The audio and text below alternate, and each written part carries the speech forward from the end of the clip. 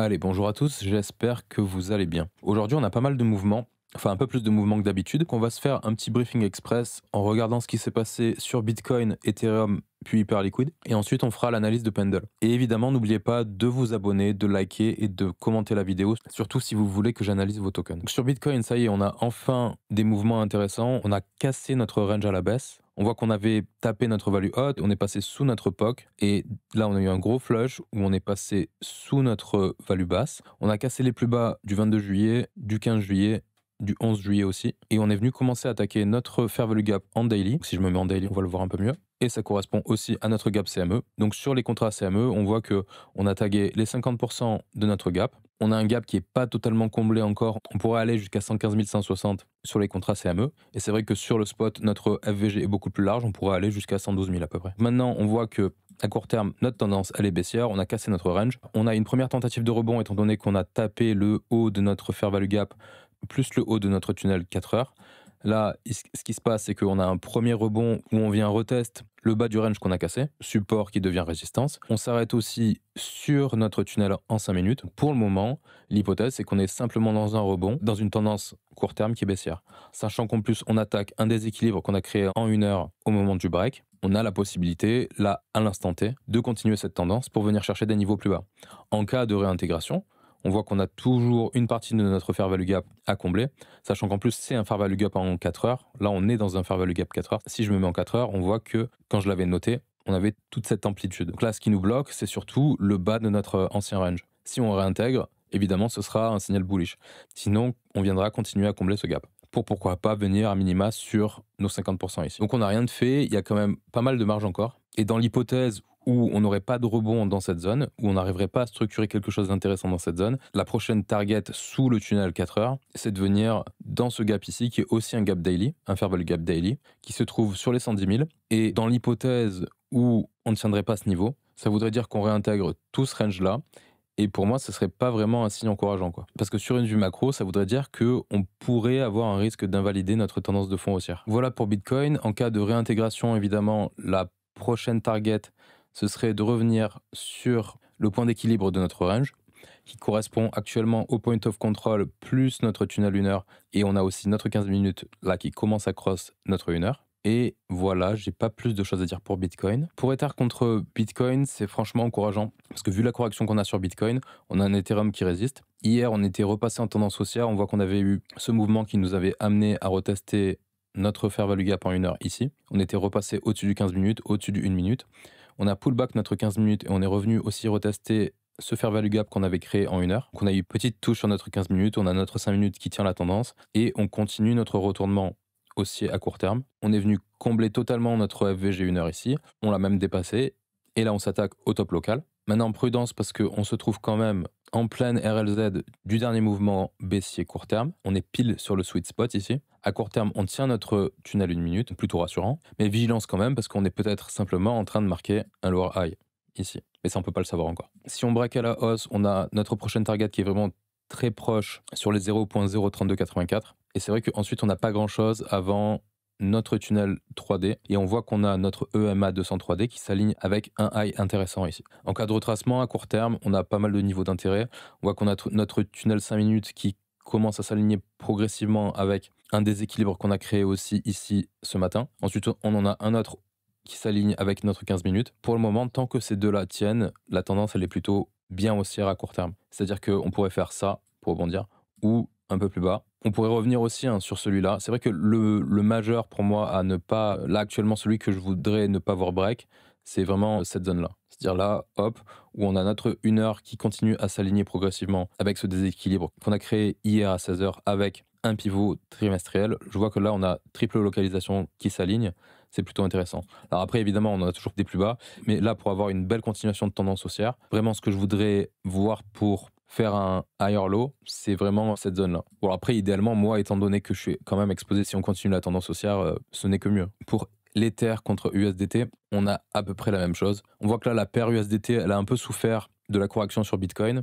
Contrairement à la paire Bitcoin, on voit qu'on est repassé sous notre déséquilibre ici en 1 heure.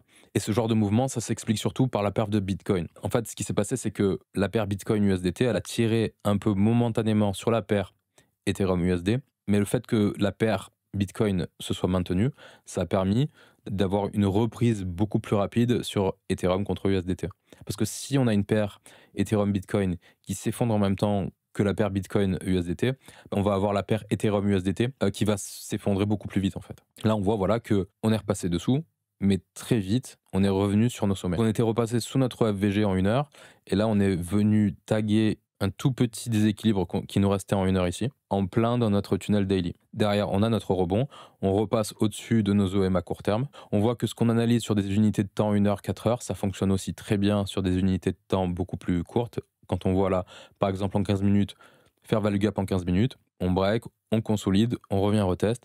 Si vous faites du trading sur du court terme, vous pouvez zoomer et tout à fait prendre des trades, faire du positionnement dans ces localisations qui peuvent être idéales. Il y a un point que j'avais oublié de mentionner sur Ethereum contre Bitcoin, c'est que quand on regarde un volume profile en mensuel, ce que je trouve intéressant, c'est que actuellement, sur la value du mois en cours, on essaye de rester au-dessus de notre value haute. Donc ça, tant qu'on le fait, c'est plutôt intéressant. Si on réintègre, on avait fait une réintégration, on en est ressorti. Si on fait encore une seconde réintégration, ça pourrait indiquer qu'on va chercher des prix beaucoup plus bas. Le dernier point idéal dont j'ai parlé il y a quelques instants, ça correspond vraiment au haut de la value et ça correspond à la dernière FVG que je voudrais voir tenir. Donc il y a quand même une confluence ici aussi en termes de localisation. Donc le support clé, c'est la zone autour des 3600. Si on regarde en zoomant un peu plus, en prenant un volume profile hebdo par exemple, on voit que ça correspond à la zone entre 3580 et 3600. Idéalement, ce qu'on voudrait pas, c'est de réintégrer la value de la semaine précédente dans ce contexte-là. On voit qu'en termes de price action, on a quand même passé beaucoup de temps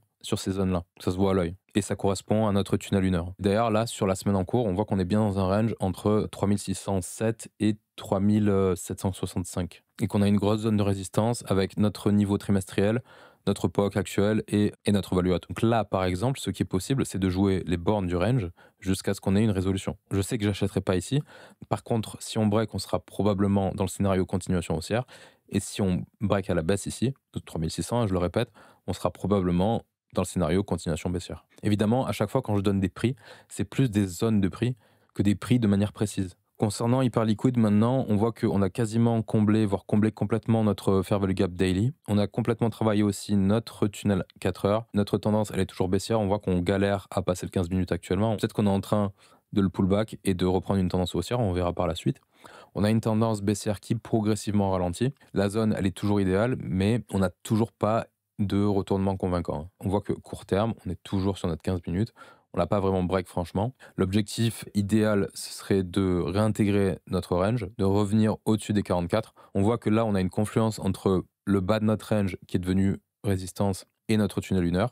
44.3 à peu près. Sur notre bottom actuel, on a fait un beau déséquilibre en 1 heure qu'on est venu retest et qui a donné notre impulsion actuelle. Il nous reste une petite partie à retester. S'il advienne qu'on échoue à rebondir sur cette partie-là, sur les 41,7, ça veut dire à mon avis qu'on ira faire des plus bas. Et si on fait des plus bas, les targets, c'est de venir dans ce déséquilibre qu'on a en daily avec un point central à 39,8. C'est vraiment la dernière zone que je voudrais ne pas voir sauter parce que sinon ça voudrait dire réintégrer ce range là et je trouve pas ça très bullish si on revient dans cette zone là. Bon après tout est possible hein, de toute façon, on peut toujours trouver des zones de rebond plus bas. Idéalement c'est vrai qu'on voudrait voir un AR low ici pour avoir un rebond et une reprise de la tendance. Parce que bon, après, c'est vrai que des niveaux, on peut toujours en trouver plein. On pourrait mettre un Fibonacci. C'est vrai qu'on pourrait se dire, OK, on peut venir jusqu'à 34,4.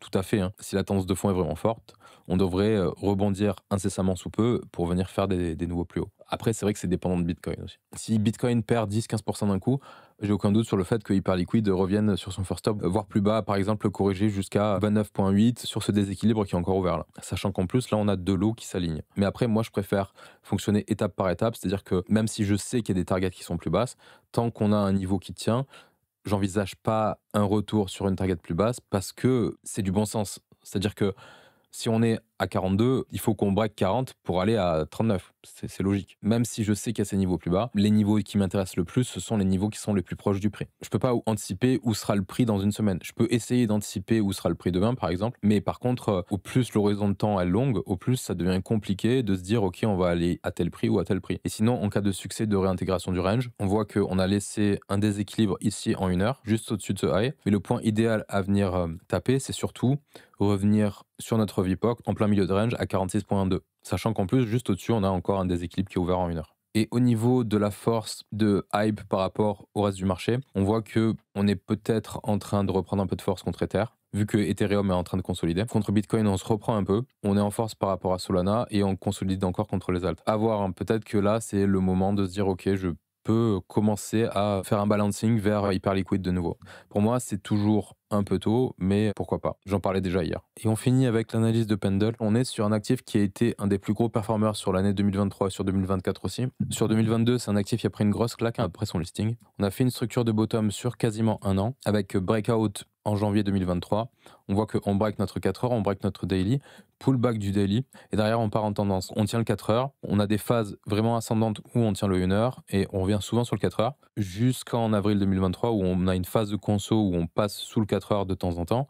On voit que notre daily continue de tenir, hein. En août 2023, on voit que le daily fait le taf, et ensuite on repart en tendance. Là, on a aussi une phase de conso autour du 4 heures où on voit qu'on sort les gens dans un sens et dans l'autre. Ça, c'est des phases qui sont assez piégeuses quand même, où on voit que les structures sont pas claires, quoi. On voit qu'on fait de plus bas, mais on tient notre 4 heures, on fait un plus haut, on réintègre, on vient casser les stops et puis derrière on repart de façon très impulsive en cassant notre 4 heures de nouveau, en tenant notre 1 heure, et on voit que quand on repasse en tendance bien haussière comme ça où on a un respect des EMA, c'est qu'on est sur un actif qui est fort. Et au final, on a fait un ATH en avril 2024. Donc là, ce qui est intéressant, c'est que quand on regarde un volume profile depuis l'impulsion qu'on a fait jusqu'à l'ATH ici, jusqu'à maintenant, en fait, on voit qu'on se situe dans un range, gros range macro, entre 2,44 et 4,93. On a eu une correction après le sommet d'avril.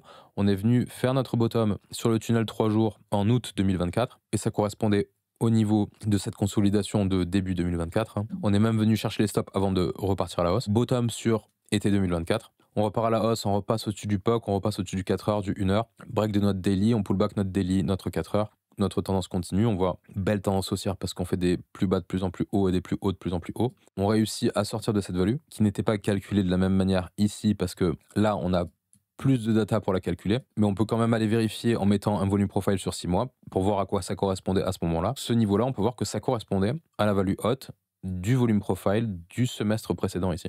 Ce qui s'est passé à cet endroit-là, c'est que on a accepté toute cette value-là et on est venu consolider dans la partie qui était hors value sur le premier semestre 2024. Et là, quand on voit le second semestre, on voit que toute notre value ici, ça correspondait à ce qui était hors value sur le semestre précédent. Donc je remets mon volume profile sur tout le price action. Comme sur le reste du marché, on voit que là, on échoue à faire un nouveau sommet. On a notre top fin 2024. Grosse correction début 2025 avec le reste du marché. On voit qu'on repasse sous notre 4 heures. On a nos cross momentum ici entre le 1 heure et le 4 heures. On essaye de se retourner sur le daily, mais ça ne fonctionne pas. On passe sous notre tunnel daily. Et là, on vient jusque sur notre 3 jours qui ne tient pas non plus. Notre 4 heures continue à tenir la tendance.